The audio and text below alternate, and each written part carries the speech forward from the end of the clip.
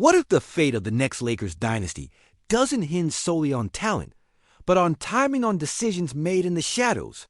On the weight of legacy colliding with the unforgiving clock of an aging king? What if this season's heartbreak isn't just a stumble, but the unraveling of everything we thought was secure in purple and gold? Welcome back to Lakers News Fan Report, where raw truth meets purple and gold passion. Smash that like button, hit subscribe, and ring the bell, so you never miss a second of this drama. The Los Angeles Lakers walked into the playoffs with all the ingredients for victory: home court advantage, momentum buzzing through the Staples Center air, and a dynamic duo of Luka and LeBron combining forces like never before. They had the world's eyes glued, watching a R-15, a demon on the court, slice through defenses behind the back, spinning stories of basketball magic reminiscent of the greatest show ever put on hardwood. The roster had its holes, sure, but who cared? They had the best player in the entire series, the NBA's all-time leading scorer, coming off the greatest improvisations, clutch finishes, and chaotic moments where he thrives the most. Everyone saw it. Nearly everyone had the Lakers winning in 5 or 6 games with certainty, as if the title was already inked in the stars. So what went so catastrophically wrong? The Lakers didn't just lose. They were outclassed in a way that stings deep. It was Anthony Edwards driving inside with thunderous slams.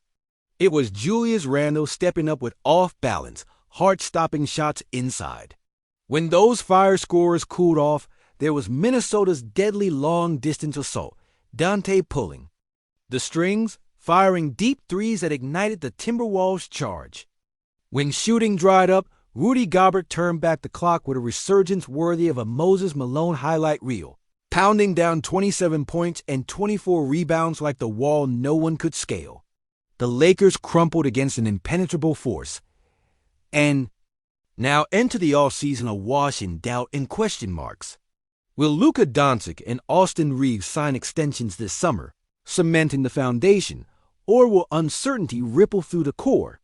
Can they find a center someone J.J. Redick actually trusts who can anchor the defense without sacrificing offense? What will Rob Pelinka extract in trades from a roster heavy with expiring contracts and future picks? How long does J.J. Redick's leash even stretch in this hostile environment? And above all, what will LeBron James be doing when June 29th hits the very day his player option looms large? The Lakers cannot afford one more misstep with a 26-year-old superstar in his prime, a co-star of the same age eyeing a fat pay raise, and a soon-to-be 41-year-old GOAT waiting patiently, watching the sunset of a glorious career. The stakes haven't been this high in decades. Meanwhile, NBA playoffs heat up everywhere else, teasing the world with unforgettable moments, thanks in part to our sponsor SeatGeek, helping you make memories cheaper than ever, because what's more sacred than experiencing these battles live with those you love? But back to the purple and gold chessboard. The Lakers face a brutally honest reckoning. Jackson Hayes, Mark Morris, Alex Len, Christian Coco, names that barely whispered across the roster, are all on their way out. Mere deadweight when measured against the urgency of championship returns. Replacing these cast-offs with depth and players who earn LeBron and Redick's trust is the top priority, and the first real chance to do so comes on draft night. With just the 55th pick in hand, LA must consider whether to flip future assets for immediate help. Georgetown's Thomas Sorber and St. Joseph's Rasheer Fleming surface as potential wingmen, young but capable, ready to run the bench now and possibly start down the line. The tightrope walks thin. Maximize their remaining years with LeBron, without sacrificing the future nestled in Luka and Austin. The lowest early entrant class in years means the undrafted heap won't yield gold for the Lakers, and high-upside late draft sleepers like Ryan Calker or Maxim Reno are probably gone by the time LA picks. There's also LeBron's looming $52.6 million player option, which he's unlikely to walk away from, but he could gamble on a cheap one-year deal just to give LA cap flexibility, while Dorian Finney-Smith's $15.3 million option complicates matters further. If both opt in, the luxury tax bites hard, forcing trades and painful decisions that could shred the roster's cohesion. But the Lakers hold aces, over $70 million in expiring contracts from Dorian, Austin, Rui Hachimura, Maxi Kleber, and Gabe. Vincent sums that could absorb freshly signed role players and inject new energy. Toss in future first-round picks and years of pick swaps. And Rob Pelinka might just have the chips to lure a key co-star for Luka and Austin. But forget Giannis. 13 teams can outbid LA with ease. No, the question becomes which mess piece, together by the Pelicans, the Magic, or even the Celtics, could unravel their prize assets enough to tempt a trade. C.J. McCollum, D'Anthony Melton, or even a Phoenix rising in the form of Kevin Durant, not likely, but stranger things have. Rock the basketball world. Could pairing Durant, even briefly, alongside Luka and LeBron be the ultimate decadent Lakers fantasy? Yet, the front office claims a sacred reverence for Austin Reaves, refusing to trade him for anything less than a Joik or Giannis-level return. But if those three remain the core next season, what Los Angeles desperately needs is an ideal version of Mark Williams, not the injury-prone fringe Hornets player the internet trolls mock, but the agile, bouncy, shot-blocking, lob-catching beast that lives in our dreams and the memories of LeBron and Luka's past great big men partnerships. Is such a unicorn even real? Maybe he's just a myth, like Sasquatch roaming the draft boards in the dark. The Lakers could eye Damon Sharp, a Montverde alum, an elite shot blocker with less baggage, or roll the dice on Nick Claxton, Clint Capella, Mo Wagner, or Jonathan Isaac, but quality centers who want to come to LA and fit J.J. Redick's system don't fall like leaves. This lack of true bigs forced the Lakers into revolving lineups that sometimes lack complete basketball players, oscillating between offensive droughts with Hayes and Coco and defensive gaps with Rui and Reaves. And while LeBron and Luka can elevate average big men, they can't turn everyone into a star. Then there is the matter of J.J. Redick himself, the first-year head coach, who, after a gutsy yet flawed playoff rotation one that saw a tired core, played 24 straight minutes, a decision criticized heavily faces questions about whether he's the man to lead this roller coaster of a franchise.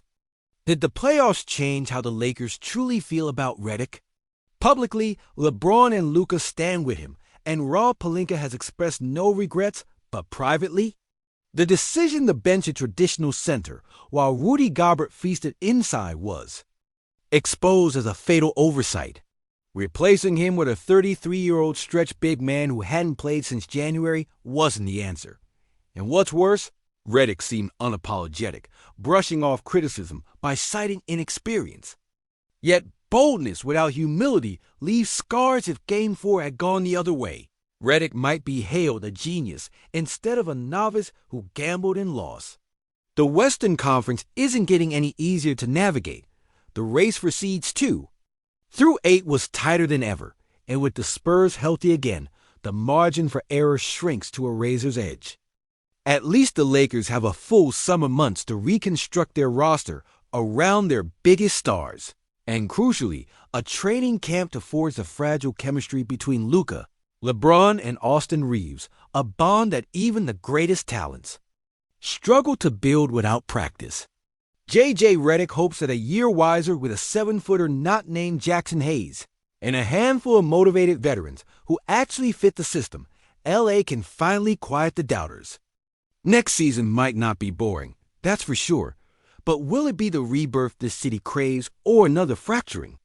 As a lifelong Lakers fan, I can't help but feel the weight of every decision, every whispered trade rumor, every late game shot that slipped through tense fingers. I remember the glory, the parades, the heartbreaks, and I wonder, so, is this the start of a new empire or the beginning of our unraveling? Drop your take in the comments. I'll be reading everyone. Listen up, Lakers Nation. This isn't a time for half measures or polite optimism. This is a wake-up call screaming straight from the court to the corners of every purple and gold soul who breathes Lakers basketball like oxygen. Because if you thought last season was tough, if you believe the heartbreak was just a hiccup on the way to another parade down Figueroa, brace yourself. What lies ahead may shatter dreams or forge legends, and every move over these coming months feels weighted. With more pressure than the entire Showtime era, the three-peat run, or even the seismic bubble championship we chased to reach that summit 2020. This is the crucible where LeBron James's legacy meets its most dangerous crossroads yet, where the aging king, our once-upon-a-time untouchable GOAT who's defied time and trauma, stands on the precipice of either triumph or quiet retreat. If June 29th brings a yes on that player option, it might buy the Lakers the luxury of more time, but at what cost? Because every season added is a season spent navigating injuries, an evolving NBA where speed and youth dictate tempo and the margin for error shrinks faster than the minutes LeBron's body and mind can bear. And what about Anthony Davis, ADR Tower of Power? The man expected to carry the burdens of legacy, expectation, and physical durability after a career marked by flashes of unstoppable brilliance, but also frustration and health setbacks. His role this offseason isn't just contractual or strategic, it's personal, monumental. Does he stay loyal to LA, fight through the aches and pains shoulder to shoulder with LeBron and Luka, or does his own legacy whisper temptations to new pastures where he might finally feel unshackled? Because make no mistake, Ad's decisions ripple through the entire West, reverberate through boardrooms and fan forums. Alike, his presence in a Lakers uniform next year means hope.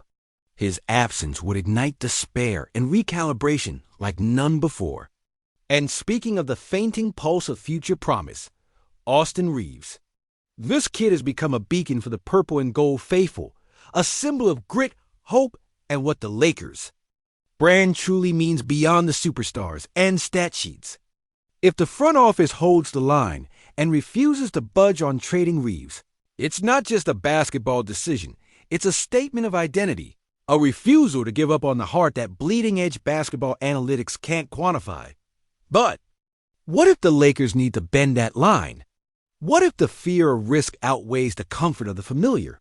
Will we see Austin enter the next chapter as a foundational star, or as a forgotten fallback sacrifice in the brutal calculus of cap space and asset management? And what about Bronny James, the successor, the family torchbearer? Do these turbulent times make his path smoother or harder, with the weight of living up to one of the greatest ever bearing down on him in a city that worships and scrutinizes? With equal ferocity, how will Bronny carve his own identity amid the shifting sands of this franchise? This is more than basketball. This is legacy layered within legacy, each generation's dreams colliding in the spotlight. Behind the scenes, the tension thickens in the Lakers' front office like storm clouds over the Pacific. Jeannie Buss remains the steely captain of this ship, but whispers of billionaire suitors circling the ownership realm add combustible uncertainty into the mix. Imagine a new overlord stepping in, a titan of tech or business with ambitions to rewrite the Lakers script. Would this shake the foundation or spark a revolution? Could fresh capital flood into bid trades, blockbuster signings, and state-of-the-art facilities, or will cultural shifts destabilize the delicate balance that's been hammered out through decades of triumph and turmoil? Remember, this franchise is a living, breathing organism, historic in its roots and visceral in its soul. The Lakers endured the electrifying madness of the 80s Showtime era, when magic dazzled, Kareem ruled the paint, and tension danced with joy every night. We remember the early 2000s dominance, Shaq and Kobe's tempestuous but brilliant partnership that saved LA's honor. We lived through 2010's redemption, that final dance against Boston embodying raw, unyielding will. And then 2020, a year no one saw coming, delivered a championship forged in isolation and uncertainty that seemed to promise a new dawn. But what if that dawn is a mirage? What if instead of new glory, that title marks the apex before a painful erosion of status? What if, more than anything, the 2023 playoff collapse exposed a fragile empire ready to crack under the weight of too high expectations, patchwork rosters, and the NBA's relentless evolution. We look out at the Western maelstrom of challenges, where the Warriors still lurk like an aging but deadly dragon. The Nuggets command with young fire and grit. The Suns plot their next move under the radar, and the Clippers gaze across the aisle hungry to prove themselves anew. If the Lakers falter again, if we fail to capitalize on what could be the final prime for LeBron and AD playing at this level together, these rivals won't wait not even 1 second. Denver's Nikola Jokic will carve out more MVP-level performances. Phoenix's Devin Booker will keep sharpening his dagger. And Golden State's Stephen Clay will keep strangling defenses in a familiar chokehold. Meanwhile, the Spurs' return to form isn't just a blip, it's a signal that no seed position in the West is safe this year. And LA? We sit in the eye of this brewing storm, our roster still riddled with uncertainties, missing that defensive anchor, grappling with chemistry issues. But what if Pelinka pulls strings we can't yet see? What if this offseason breaks open with a seismic trade so audacious it turns every Lakers fan's head and changes the narrative from desperate rebuild to immediate contender? Imagine Kevin Durant gliding into Crypto.com, his silky crossover, slicing defenders, pairing with Luka and LeBron in a twisted, anointed triumvirate of sheer talent. Yes, it sounds like a fever dream, a Hollywood script so wild it borders on fantasy. But remember, stranger things have exploded onto the stage. In the NBA's history of impossible comebacks and jaw-dropping trades. But what if that dream stays just at a flickering fantasy? What if the escape hatch the Lakers so desperately need is sealed tight by other teams' own ambitions, and LA is left circling the drafts, scouring free agency for anything that moves the needle even slightly? And in this moment, where every fans' heart beats not just for wins, but for survival. That brings us back to J.J. Redick, the rookie coach burdened with an impossible balancing act.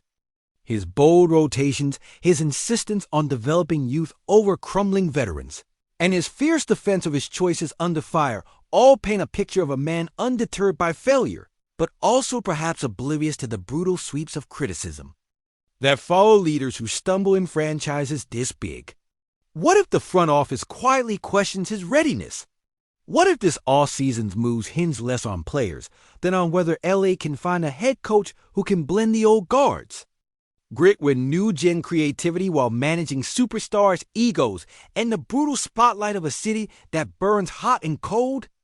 And then comes the human side, the fans, the lifeblood of every Lakers story. The ones who felt their souls ripped apart in those last playoffs. The diehards who bleed purple and gold every single day, who dream of the parade, who scream at their TVs in disbelief, hope, and fury.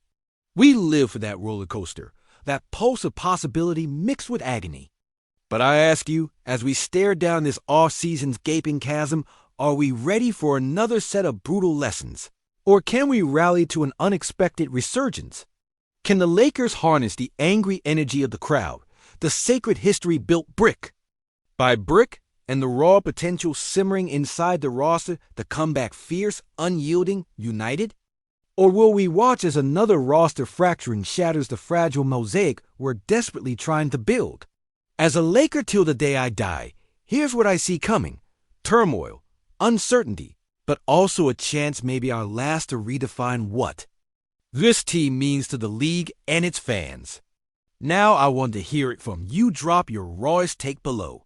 Every true believer in purple and gold. Are we gearing up for a dynastic renaissance or staring into the abyss of a cozy rebuild? The clock's kicking, the stakes are lethal, and the true story hasn't been written yet.